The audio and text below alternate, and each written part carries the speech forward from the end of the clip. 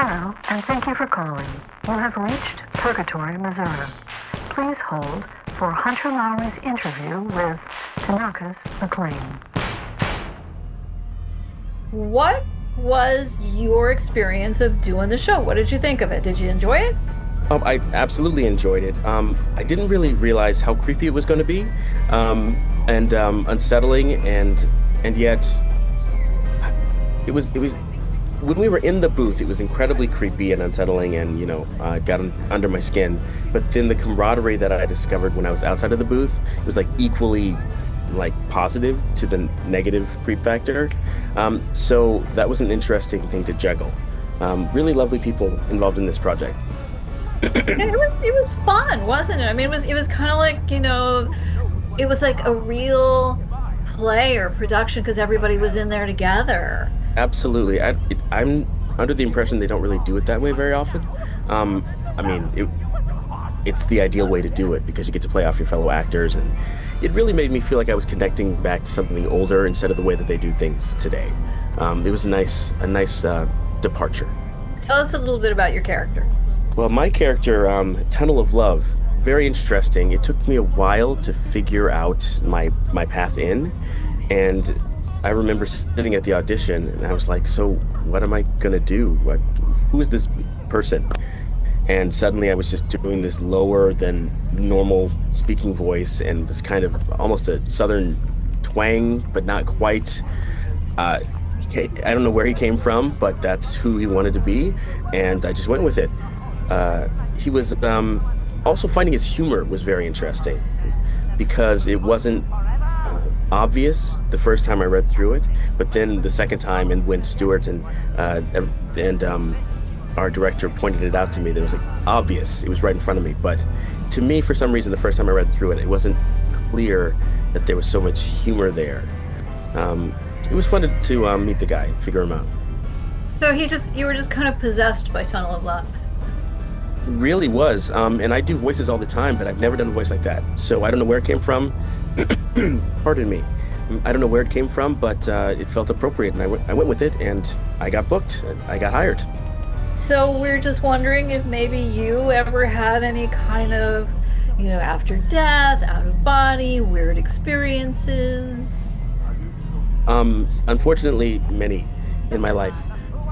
When I was younger, it would happen a lot more often. I've never had a near-death experience, thank goodness.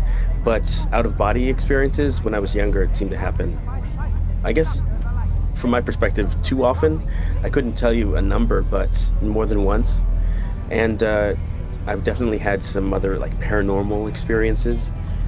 The creepiest one, I don't tell a lot of people this story, but there was a night I was sleeping in my bedroom, laying on my back, pitch black, asleep, sound asleep.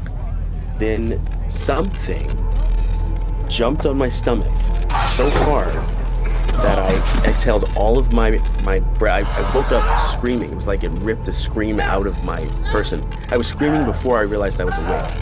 I was hit so hard by the weight of this thing in my stomach. So then I shoved it off on the floor.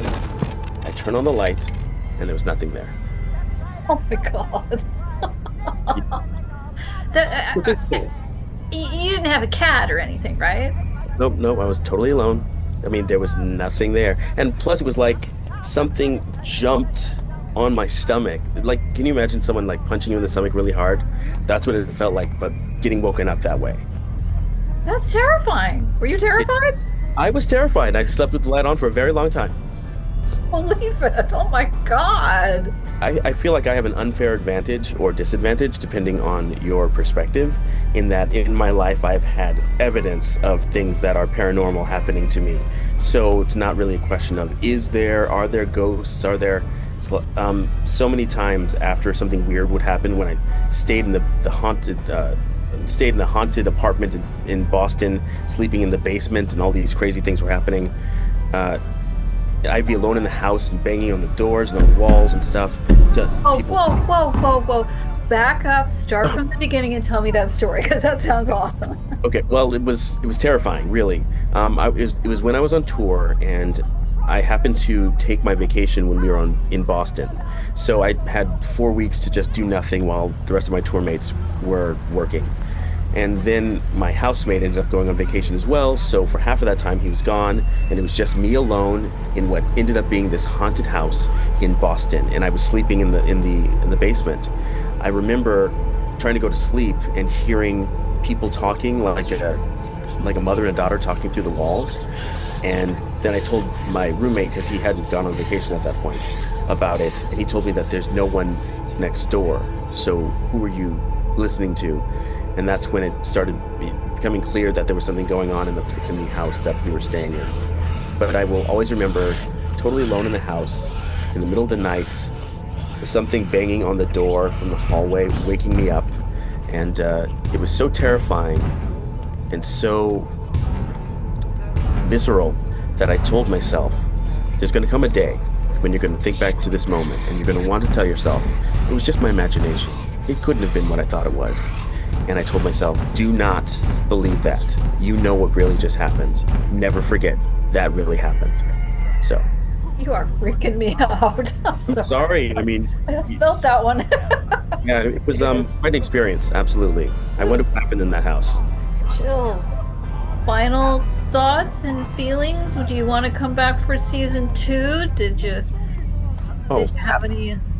I would absolutely love to come back for season 2. I've got so many questions. I've got theories, but I want to know where it goes for sure. So thanks so much for doing this with us. Thanks for having me. Thanks for asking me. Take care, folks.